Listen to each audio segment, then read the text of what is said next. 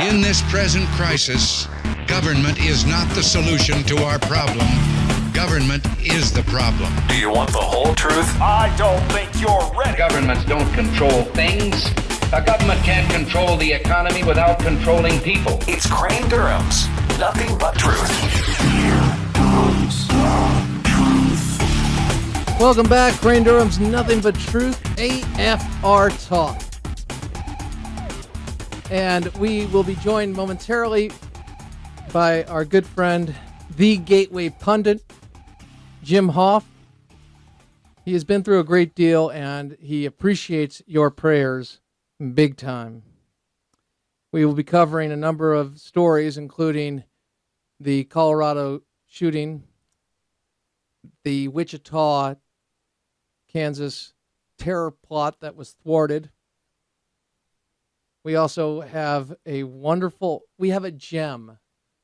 We have a gem? Yes, from the Sunday shows. Nerd alert! Yes, I know. I love these things. We have, actually, it's less of a gem and more of a smackdown. And you're going to find out what the newt is cooking. His name is Robert Reich. So we will have that for you. But first, I want to play for you a clip from Robert Reich, the former Department of Labor Secretary during the failed part of the Clinton administration. That was before they cut taxes and wasn't a part of the great response since the takeover, the Republicans got a balanced, Newt Gingrich, got a balanced budget along with welfare reform, a whole host of things. He went to 97. But anyway, he's Department of Labor Secretary for Department of Labor under Bill Clinton. I believe he teaches at Harvard. He's speaking to Obamacare, and when everybody calms down, this is going to be a good thing because 300,000 plus have signed up. Roll it. Well, justified, not justified. What the president wanted to talk about this week was the fact that there are 360,000 enrollees in November, new enrollees in November at the on healthcare.com. And in fact, he can't talk about that. I mean, the attacks on Obamacare, on the Affordable Care Act, have been absolutely relentless. It was a terrible mistake for him to say what he did. But after a while, you've got to look at the fact that we have one of the most important reforms of the healthcare system of the United States ever enacted. Is it going to be seen that way a year from now? I think it is, because at the present rate of enrollment, we're going to have over 1 million people enrolled by January, and people are going to stop complaining. Unless a year from now, people start seeing their employers dropping their health insurance. And then you'll start to have a whole nother wave of reaction against it. Hades has just frozen over, ladies and gentlemen. That was Cokie Roberts. And she said something that actually made sense. On the line with us right now. Welcome him back. Give him a big round of applause. It is the Gateway Pundit, Jim Hoft. Welcome back, my friend. Oh, it's great to be with you, Crane. Thanks. Hey, tell me, conversation about, the selfie and it getting the focus, but more importantly, I think to this, what's germane to the discussion on health insurance. Robert Reich says, hey, 300,000 plus, and the president's going to be able to claim victory when this is all implemented. It'll be okay. Cokie Roberts comes back with, what about the other bombs down the line where the impact of employers dropping those and paying the fine? Tell me something, Jim. What has your experience been with health care as of late, health insurance with Obamacare?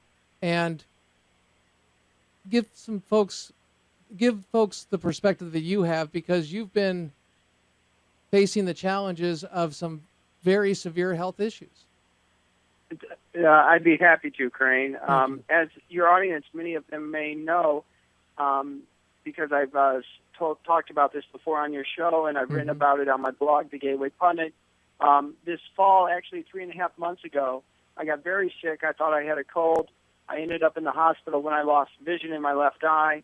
Found out my blood was poisoned, and ended up with 5 strokes on both sides of my brain, lost the sight in my eye, had open heart surgery, almost died on the operating room table, but I had some tremendous doctors from St. Louis University hospitals who saved my life. I have a pacemaker today. They also had to take my knee out, so it was a very serious time for me.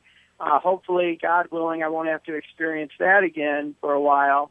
And I'm just so grateful with my recovery and how I've been coming along since that time, and with the health care that I had, and with the doctors that I was able to see. And then I found out just a couple of weeks ago that my insurance that I paid for, I was paying a nice premium, but I got excellent service.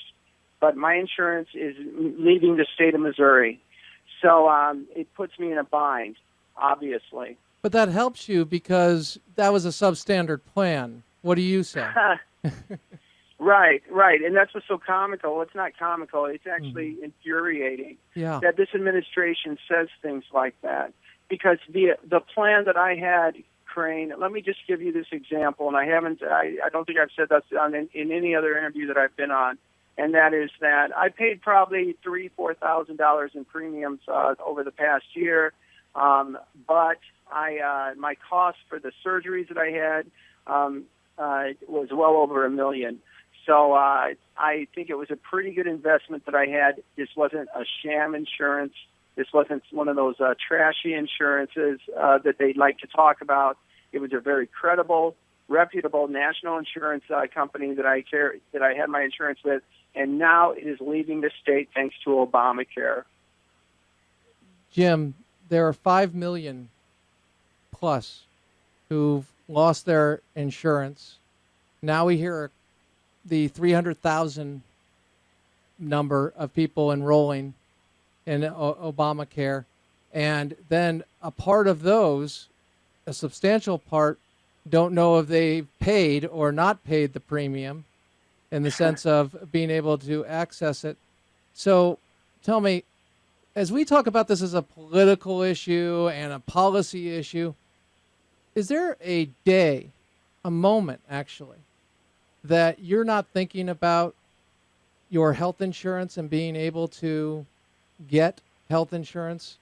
Has there been a moment since you received the notice that you haven't been focused your lion's share of your time on your health care?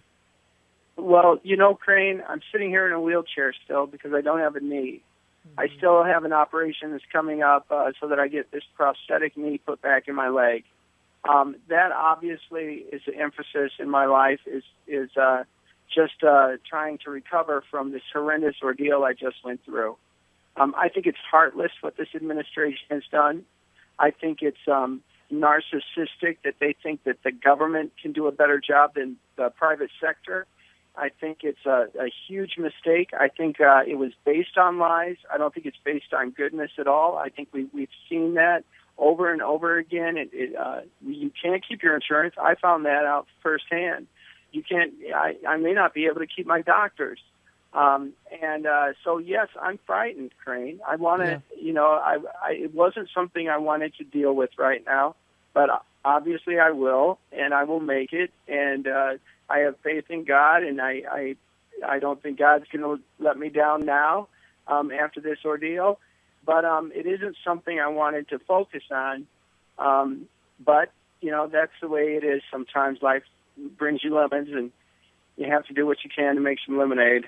Well, but we have a government that has put you into a position. You're already in a position where you're facing your challenges, and yes, you're amazing, man. I love you. But thank you, Crane. I appreciate that. Absolutely.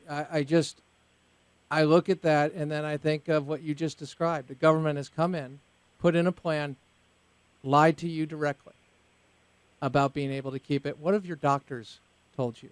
Absolutely. And, I had these amazing doctors, really just a team that was just exceptional. And I know there was other Americans going through this. And I know that next year there's going to be several more million. I think that Cokie Roberts was right. Mm-hmm. We do what we can, but I plan on speaking out about it more. And hopefully we'll be able to make some changes and that the American public will rise up again against this, because this is tyranny. This is not a good thing. It was based on lies, and it's just not. It wasn't brought out of goodness. And Have you? Are you? Pardon me for interrupting. Hopefully interjecting. Here it is. Is there a? Are you going to be part of? I think of accessing local power, so to speak, and statewide. That would be Claire McCaskill for right. Missouri. Is there an event that are you organizing an event? I actually was organizing an event. Crane, thanks for bringing it up. It's going to be next Saturday. We got snowed out last weekend, but hopefully next Saturday we'll meet up at her office at 11 o'clock in St. Louis City and let her know what we think.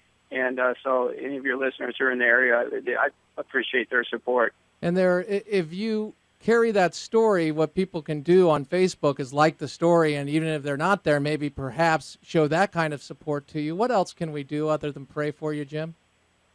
Well, Crane, I have to tell you, the biggest thing that probably happened to me in the past 3-4 months was knowing that people were praying. And I just think the power of prayer really kept me alive, and I'm so grateful for the friends and like you and the other people in my life and family. And I just would like to ask for more prayers if people get around to it, because I really felt that. And it was some pretty dark moments, but I'm still here today, and there's a reason for that. There is, and God is using you.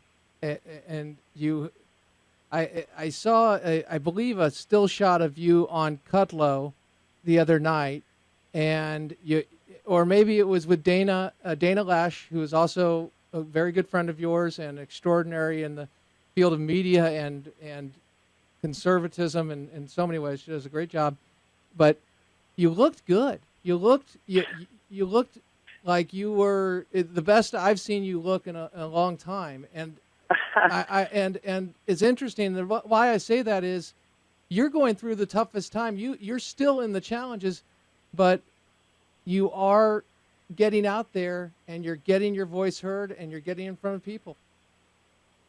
Well, I'm doing what I can, Crane. God gave me a voice, and as long as I have some breath in my lungs and a heart that's beating, and today I have a pacemaker that's helping that heartbeat, as long as that operates, I'm going to be out there speaking out against this evil socialism that I think is trying to creep into our society. Well, you're a great leader, and I probably inartfully, as I just tried to say it, I think what you are doing, it takes more courage, first and foremost, of how you started the Gateway Pundit, how you endured the attacks and have endured the attacks of so many on the left. And remember, these guys don't play fair or polite.